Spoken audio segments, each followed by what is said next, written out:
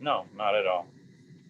All right. So the name is Travis Flanagan, and I believe I know the spelling, so we're good with that.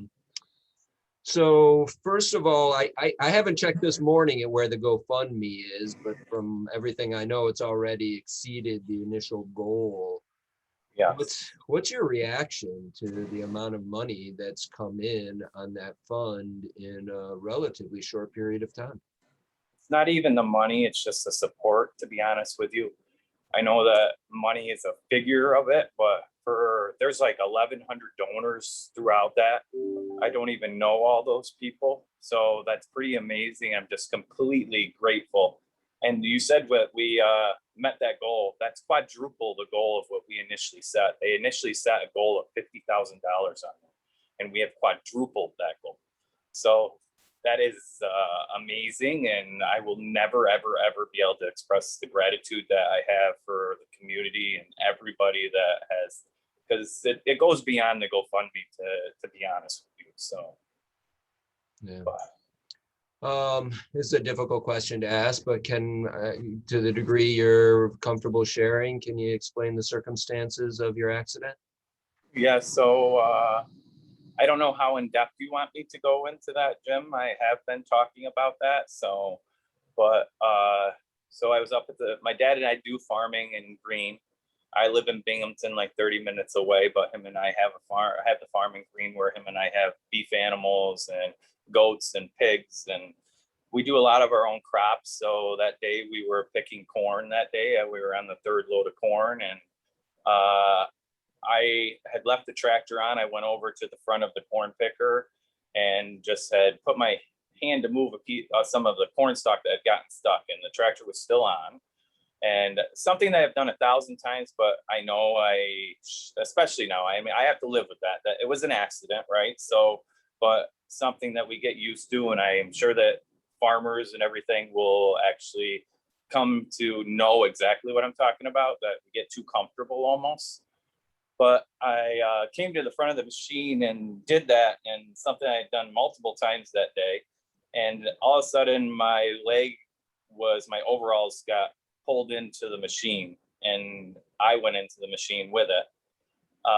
So I don't know too if I don't always wear my overalls too as well. So, but that day I did. So I got pulled right into the machine, and it happened so fast that there was nothing that I could do to stop it. uh, those are all overalls also were the savior of me too, I believe, because they were ripped off my body and wrapped around the shaft and everything that pulled me into that machine and sheared the bolt that stopped that part of the machine. So I could have went through the backside of that machine, and I wouldn't be here today to speak about any of this. So, but my dad, I had sent him to go to the other farm to take some of the loads that we had already done that day. So I was there by myself, and my phone had been in my coveralls, and it was gone. So I couldn't call anybody or anything. And this is to my best guesstimate, is that I was there for 45 minutes to an hour by myself. It's kind of in a secluded area. It's a seasonal road. It's the property that we kind of do for that. Somebody lets us do corn and everything on it. They have a house, but the tractor was still on. But I was sitting there screaming for somebody to please help me. And then I'm sitting there trying to pull my leg out, and I'm seeing the damage that I'm causing in that process. So then I'm thinking to myself too, that am I causing more damage by screaming, getting my blood pressure up, by pulling my leg? And so I finally just, I told myself I could not fall asleep. I know that, I'm in the medical field. I'm a nurse anesthetist, and I know a lot of stuff, like as far as those aspects. So I just sat there and waited, because my dad was supposed to come back, and in whatever, if it was 45 minutes to an hour, I'm not positive that, but he did come back. And when he did come back, sorry, but when he did come back, he found me, and I told him that we needed to call 911, and I needed a helicopter, or I was going to die. I was going to bleed to death, and I was going to die. And we had some trouble getting through to 911. My dad tried, he wasn't able to get through. And finally he brought his phone over to me, and I was able to get through to them. And From this point forward, then Ken Whitmore was the one that he was the first responder that showed up and everything. And I went to high school with him actually. And he was the first one there, which that was kind of, it was good and bad at the same time. But so the first responders started showing up, and they started to put tourniquets on me and everything. It was Green EMS and Smithville Flats Fire Department is what it was that showed up. So they started putting tourniquets on and everything. And then the helicopter landed there. It was Guthrie Air. And they had IVs in me and everything. And they were giving me fluids. And I was awake for the whole entire thing. So they had given me sedation and stuff. But the medicine that they give you, it's like it actually is like LSD IV is what it is. And it makes you so you don't care what's going on. It has pain properties as well, but I still was able to comprehend of what was going on. So, but so it took I kept asking for my wife too and everything, and finally, or she made it there.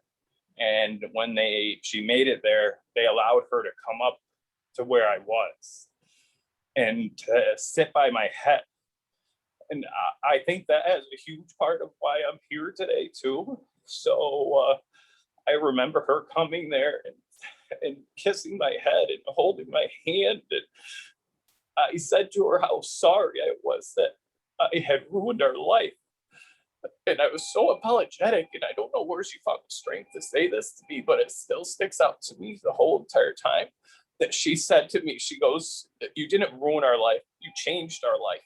And she goes, "I don't love you any different right now than I did this morning or yesterday." And it was amazing. And that strength that she had is what has continued throughout this whole entire process. And it's not even her, it's the whole family, the whole community, it's everybody. But so it took them 2 hours and 45 minutes to get me out.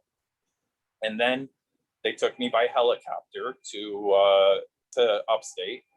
And they allowed my wife to go in the helicopter with us. So that was very, I would say, comforting to her, because I can't even imagine what she would have thought if she had to drive there. So she said to me, even the other day, she said it was pretty amazing for me to be able to hear like your condition, like firsthand, them talking and everything like that. The helicopter ride is a little foggy to me, but I still do remember it and everything. So the other thing too, they gave me blood in the field as well. Once the helicopter got there, this is another point that I think is huge. So LifeNet was busy, which is based out of New York, when they had already been dispatched. And so Guthrie Air came. I didn't know this after this happened. Pennsylvania helicopters can have blood in the helicopter. New York State helicopters are not allowed to have that. So I think a lot of stars aligned for me in the whole thing. So there's just the fact of, I mean, Green EMS, Smithville Fire Department, Guthrie Air, nobody gave up. Nobody gave up, and I'm here still today. And I went for surgery emergently once I got here. They did like a trauma panel, all that stuff. I remember that stuff. They allowed me to see my wife and my mom and stepdad before I went into surgery, and that's like was amazing too as well, because I remember that. I even still was joking with anesthesia before I went under. So, you know, I still have to give my colleagues a little trouble, you know, along the way. So, but so I woke up that night and I already knew that it was bad, you know. So, but I was up and out of bed the next day using a slide board. They've told me this whole time they've never seen that before. They said that I'm an oddity, and I said I want to be an oddity because I want to get out of here. I want to go home. So I've been talking to people every day, my colleagues, my family. I had the opportunity, and I can't remember if it was, so this happened on Saturday, March 13th. And then I don't remember if it was Monday or Tuesday that I spoke to Green EMS and Smithville Fire Department. They had a debriefing, and I was a part of that debriefing. I got to speak to them and let them answer any questions. And also to not answer any questions, but actually show my gratitude to them is what it was. So that was pretty amazing to do that.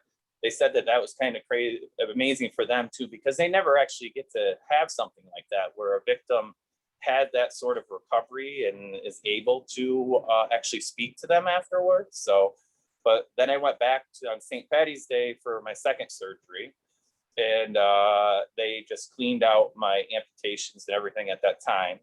And then I returned back to surgery on Monday, the 22nd, and they were able to close both of my amputations, my legs, with muscle flaps and skin grafts is what they were able to do.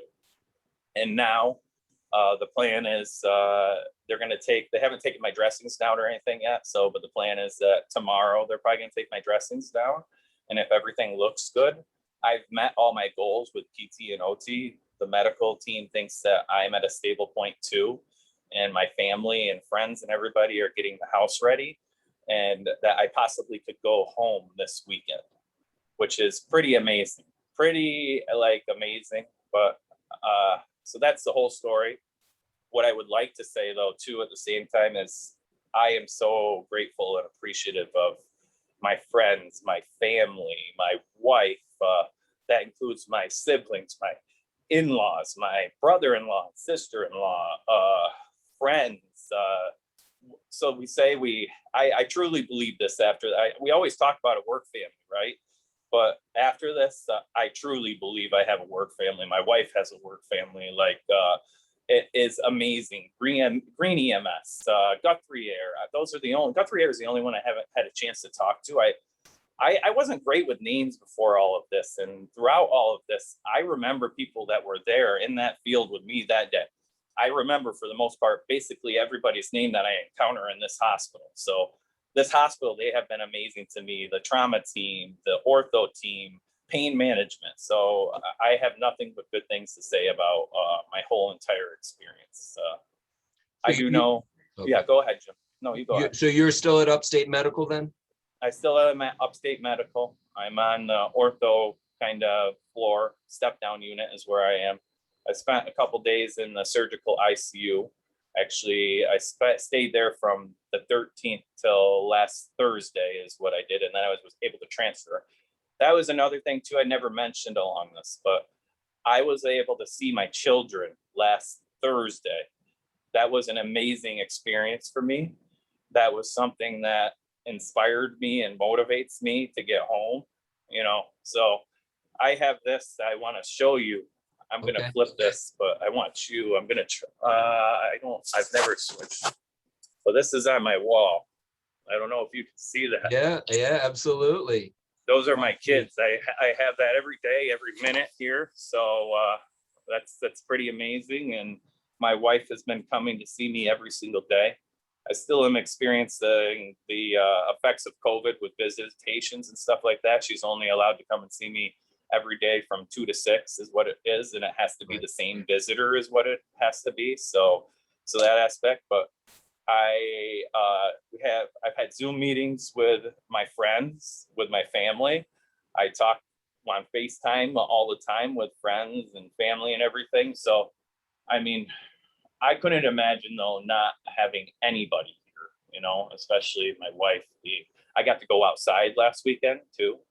Like, so there's a lot of good things. And I know that everybody has said I've been positive, and I know that I'm positive, but I don't know any other way to be right now. I need to get home, and I have things, and I know there's going to be bad days. I mean, there already has been some bad days here, and we aren't going to dwell on those and everything like that, but it's part of the whole process, you know, and that's, but I'm going to get through this, and I'm going to get home, and I'm going to go back to work, and I'm going to be back home with my kids, and I'm going to be there when my baby is born in July. So I have, it's just amazing. Yeah. What's your wife's name? My wife is Lindsay, Lindsay Flanagan. Okay. Where does she work?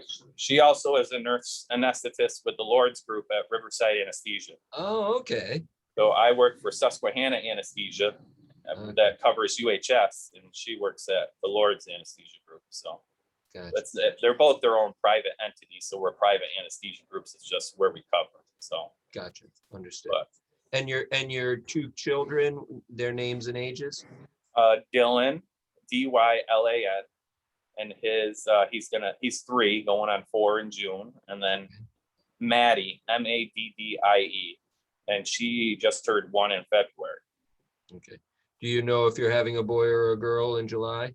We're not finding out, so Okay, it'll be a surprise. it's going to be a surprise. So we found out with those two, and I kind of told my wife I didn't think I wanted to find out even before all this even ever happened, and she's going along with the bride for that.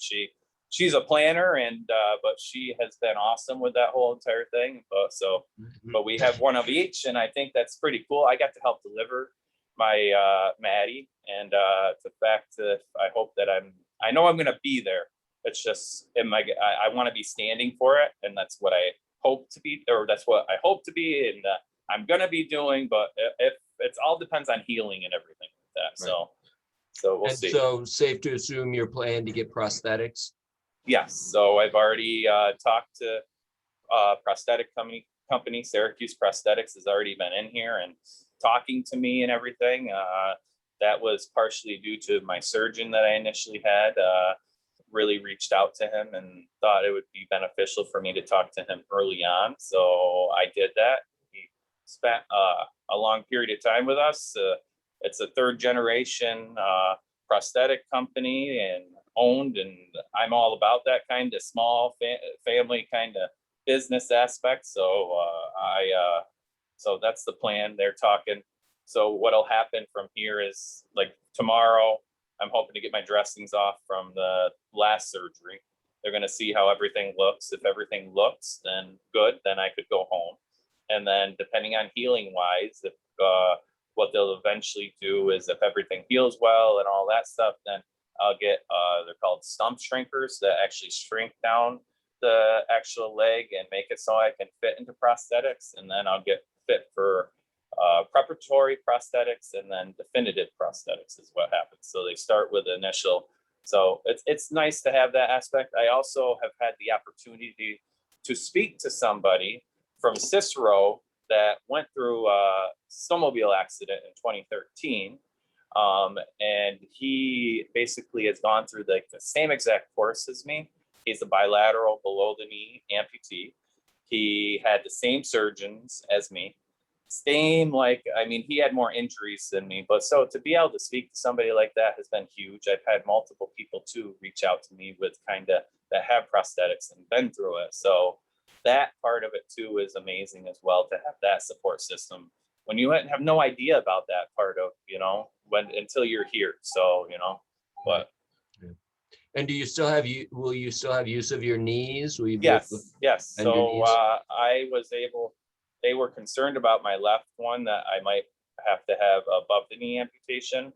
But as of now, it's below the knee, and I still have function and all that stuff. And I've been, like, my PT aspect in OT is I've been getting myself up into the chair, to the wheelchair, to back into bed, out of bed, all that kind of stuff, all on my own. I basically just have people watching my IVs, and I have an epidural in still for pain management as well. So, but yeah, I'll still have function of that, and I'll be in the wheelchair for a while at home is what will happen. And I'll get outpatient rehab services is what will happen, or maybe even home care for a little bit and outpatient. I have 2 brothers that are PTs, one that owns his own business on Front Street in Binghamton, physical. So he will have a huge part of it, I believe, in my rehab process. And my other brother lives in Buffalo, so he from afar too will be involved too. So that's great. Yeah. And then just, I think you already alluded to this, but it sounds to me like your intention is, once you've healed up and have your prosthetics, that you hope to return to work as a nurse anesthetist. Absolutely, 100%. I'm going to be back. I'm going to be working where I was. The support from that community in itself too, of my work family, has been tremendous, and it's going to continue to be tremendous. They talk to me every day.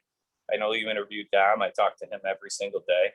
there's a multitude of people that I talk to every single day and are there for me and talk to me, and whether it's a good day or a bad day, but I'm going back to work. I love what I do. It's an amazing job. I work with amazing people. That's from the orderlies, the scrub techs, to the nurses, to the surgeons, the nurse anesthetists, or I can't even say it, the CRNAs, the anesthesiologists, like everybody involved throughout my whole entire RNs. Like, it's amazing. I mean, we have a pretty great group that I work for and everything, and at UHS and everything like that. So, but I'm going back to work. There's no doubt about that. Okay. Got it. All right. Well, my last question for you isn't so much for the interview, but to help with the piece. Would Lindsay be willing to share, do you think, more photos of your family with us to use?